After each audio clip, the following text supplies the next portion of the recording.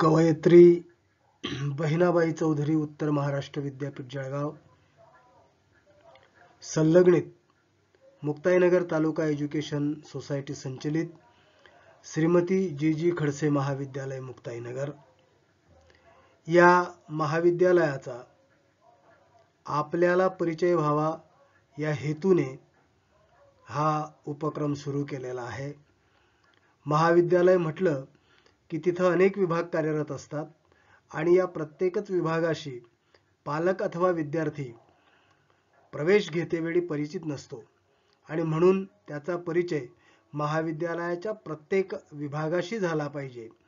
प्रत्येक विभाग त्याला काय काम करतो या संदर्भातली माहिती असली पाहिजे, जेणेकरून त्या नाविन्यपूर्ण उपक्रमामध्ये प्रवेश घेतल्यानंतर त्या विद्यार्थ्याला सहभागी होता येईल।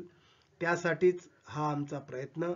मी प्राध्यापक डॉक्टर संजीव साळवे, विद्यार्थी विकास अधिकारी, या उपक्रमामध्ये आपलं सहर्ष स्वागत करतो आणि आपल्याला आमच्या महाविद्यालयाच्या विद्यार्थी विकास विभागाशी परिचित करून देऊ इच्छितो।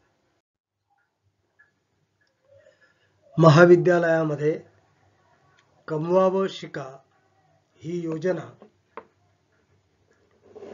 विद्यापीठ आणि महाविद्यालय यांच्या संयुक्त विद्यमाने ती राबवली जाते।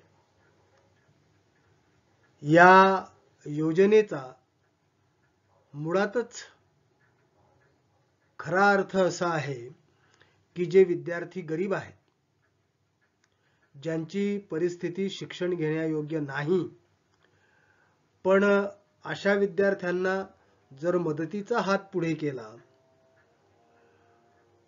आणि शिकता शिकता कमवता आलं तर अशा विद्यार्थ्यांना त्याचा लाभ होईल, याच्यासाठी ही योजना विद्यापीठ आणि महाविद्यालय यांच्या संयुक्त विद्यमाने राबवली जाते। मागील वर्षी आमच्या महाविद्यालयाने या योजनेसाठी 23 विद्यार्थ्यांची निवड केली आणि या 23 विद्यार्थ्यांना वर्षभरामध्ये आम्ही ₹2,47,920 इतकं मानधन दिलेलं आहे।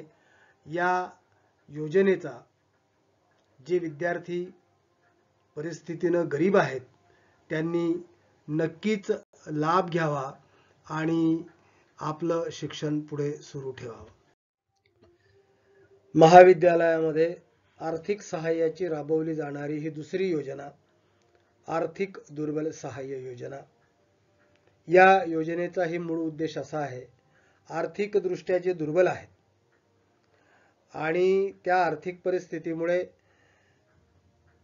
शिक्षण घेण्यापासून जे विद्यार्थी वंचित राहतील असं वाटतं, त्या विद्यार्थ्यांचा विचार या आर्थिक दुर्बल सहाय्य योजनेमध्ये केला जातो।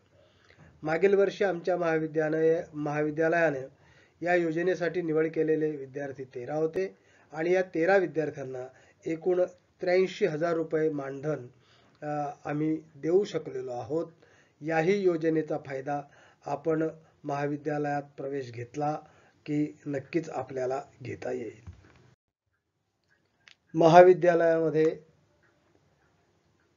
विद्यार्थी आणि विद्यार्थिनी हे दोन्ही घटक आहेत, पण महाविद्यालयातील विद्यार्थिनींचं अर्थात मुलींचं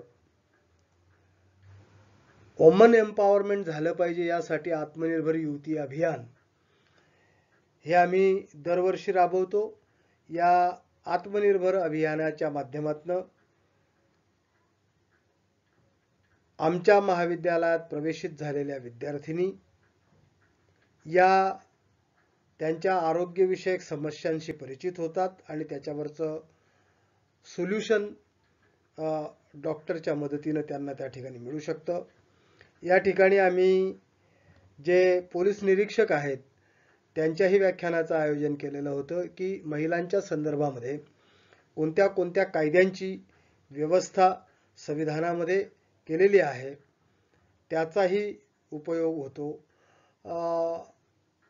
काही कृषी विषयक ज्या योजना आहेत, बँकेच्या योजना आहेत आणि साहित्याच्या संदर्भातली चर्चा आहे. या साऱ्या बाबी आम्ही आत्मनिर्भर युवती अभियानाच्या माध्यमातून विद्यार्थिनींच्या सक्षमीकरणासाठी आणि त्यांच्या आत्मनिर्भरतेकडे होणाऱ्या वाटचालीसाठी आत्मनिर्भर युवती अभियान राबवतो. मागच्या वर्षी हे अभियान आम्ही 8 ते 13 जानेवारी असं 6 दिवस राबवलं.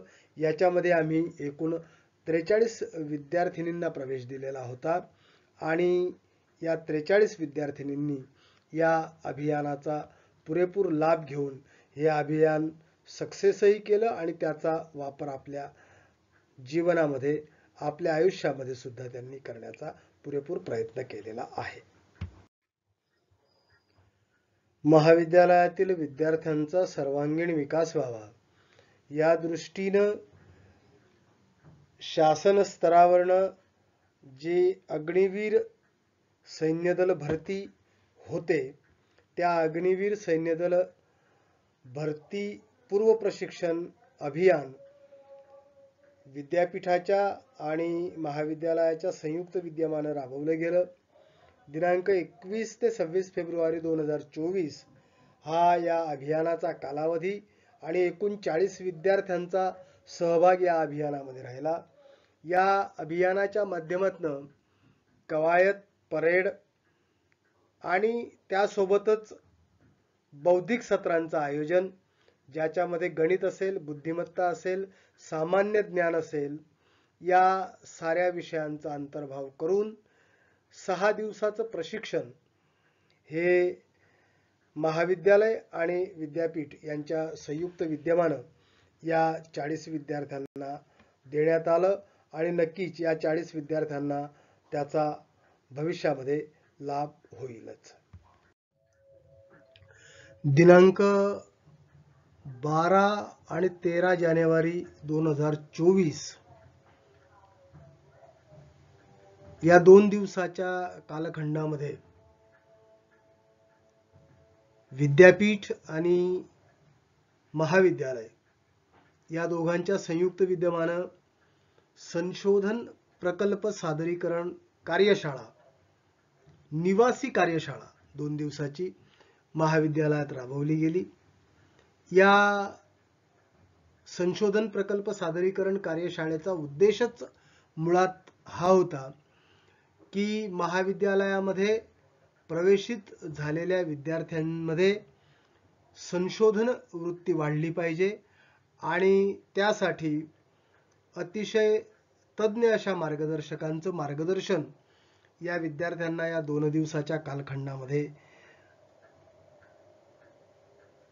आम्हाला देता आलं आणि या विद्यार्थ्यांनी त्यांचं जे संशोधन केलेलं आहे त्या संशोधनाचं सादरीकरण सुद्धा या कार्यशाळेमध्ये झालं. जवळजवळ 14 ते 15 पॉवर पॉइंट प्रेझेंटेशनच्या माध्यमातून विद्यार्थ्यांनी त्यांचं संशोधन सादर केलं आणि जवळजवळ 60 ते 65 विद्यार्थ्यांनी पोस्टर प्रेझेंटेशनच्या माध्यमातून त्यांचं संशोधन सादर केलं. या कार्यशाळेचा महत्त्वाचा भाग हा राहिला की या कार्यशाळेमध्ये पेटंटला रजिस्टर केलेला विद्यार्थी हा सुद्धा या कार्यशाळेचा भाग होता आणि या 2 दिवसाच्या संशोधन प्रकल्प सादरीकरण कार्यशाळेचा एकूण 83 विद्यार्थ्यांनी लाभ घेतला आणि आपल्यातली संशोधन वृत्ती जोपासण्याचं काम या माध्यमातून केलं. महाविद्यालयामध्ये विद्यार्थ्यांच्या आरोग्याची सुद्धा काळजी घेण्याचा आम्ही प्रयत्न करतो. या अनुषंगानं 5 फेब्रुवारी 2024 रोजी आम्ही ब्लड ग्रुप डिटेक्शन कॅम्पचं आयोजन केलेलं होतं. यामध्ये प्रत्येक विद्यार्थ्याचा ब्लड ग्रुप डिटेक्ट करून त्याला कार्ड देण्याचा प्रयत्न आम्ही केलेला होता. या ब्लड ग्रुप डिटेक्शन कॅम्पमध्ये 110 विद्यार्थ्यांनी आपला सहभाग नोंदवला आणि प्रत्येकाने आपला ब्लड ग्रुप डिटेक्ट नेमका कोणता आहे ते तपासून घेतलं, याचाही लाभ भविष्यामध्ये विद्यार्थ्यांना त्यांच्या आरोग्याच्या दृष्टीनं निश्चितच होणारा आहे. मित्रहो, मी मागे सांगितल्याप्रमाणे महिलांच्या सक्षमीकरणासाठी आणि त्यांच्या आरोग्यासंदर्भात चर्चा होण्यासाठी महाविद्यालयामध्ये ऋतुमती अभियान हे अभियान सुद्धा राबवलं गेलं. ज्या अभियानाचा मूळ उद्देश असा होता की लिंग भेदभाव टाळून आपल्यामध्ये संवेदनशीलता कशी जपता येईल. या अभियानामध्ये 63 विद्यार्थिनींनी सहभाग घेतला आणि doctor Mukta Mahajan, senior professor कवयित्री बहिणाबाई चौधरी, उत्तर महाराष्ट्र विद्यापीठ जळगाव यांच्या मार्गदर्शनातून विद्यार्थिनींनी आपल्या आरोग्याबद्दल किती सजग असलं पाहिजे आणि किती संवेदनशील असलं पाहिजे या संदर्भातलं मार्गदर्शन महाविद्यालय आणि विद्यापीठ यांच्या संयुक्त विद्यमानं आयोजित केलं गेलं. याचा लाभ निश्चितच महाविद्यालयात प्रवेशित असलेल्या विद्यार्थिनींना झालेला आहे. पर्यावरणाच्या संदर्भामध्ये पण पर्यावरणाचं संरक्षण आणि संवर्धन झालं पाहिजे यासाठी सुद्धा एक अभियान आम्ही या ठिकाणी राबवलं. प्राध्यापक डॉक्टर मोरे यांच्या व्याख्यानाचं आणि तद्वतच प्रशांतराज तायडे महाविद्यालयाचे माजी विद्यार्थी यांच्याही व्याख्यानाचं आयोजन या निमित्तानं केलं. पर्यावरणाचं रक्षण झालं पाहिजे, त्याचं संवर्धन झालं पाहिजे. पर्यावरण अबाधित राहिलं, इथली डोंगर, माती, नद्या, नाले साऱ्या संरक्षित राहिल्या तर निश्चितच मानवाचं जीवनमान उंचावण्यासाठी त्याचा उपयोग होईल. या संदर्भामधला अवेअरनेस, या संदर्भामधली जनजागृती या कार्यक्रमाच्या माध्यमातून करण्यात आली. हा कार्यक्रम 20 फेब्रुवारी 2024 रोजी आमच्या महाविद्यालयानं संपन्न केला आणि एकूण 47 विद्यार्थ्यांनी या अभियानामध्ये आपला सहभाग नोंदवून पर्यावरणाच्या संरक्षणाची व संवर्धनाची जबाबदारी उचलली. मित्रहो, या काही ठळक बाबी आपल्या पुढे मांडण्याचा प्रयत्न केला. अशा अनेक योजना आहेत की ज्या विद्यापीठाच्या स्तरावरनं, महाविद्यालयाच्या स्तरावरनं राबवल्या जातात. आपण या योजनांशी परिचित व्हावं हाच या उपक्रमाचा हेतू. आणि दुसरी महत्त्वाची बाब, आपण या माध्यमातून विद्यार्थी विकास विभागाशी परिचित झालेलाच आहात, पण ज्यावेळेस आपण महाविद्यालयात प्रत्यक्ष भेट द्याल त्यावेळेस निश्चितच या विभागालाही भेट द्या आणि हा विभाग विद्यार्थ्यांच्या विकासाच्या दृष्टीनं काय प्रयत्न करतो आहे आणि कोणत्या योजनांचा अंतर्भाव अजून या विभागामध्ये आहे हे आपण समजून घ्यावं. यासाठी केलेला हा प्रयत्न निश्चितच आपल्यापर्यंत पोहोचला असेल अशी अपेक्षा व्यक्त करतो. आपले धन्यवाद. या ठिकाणी थांबतो.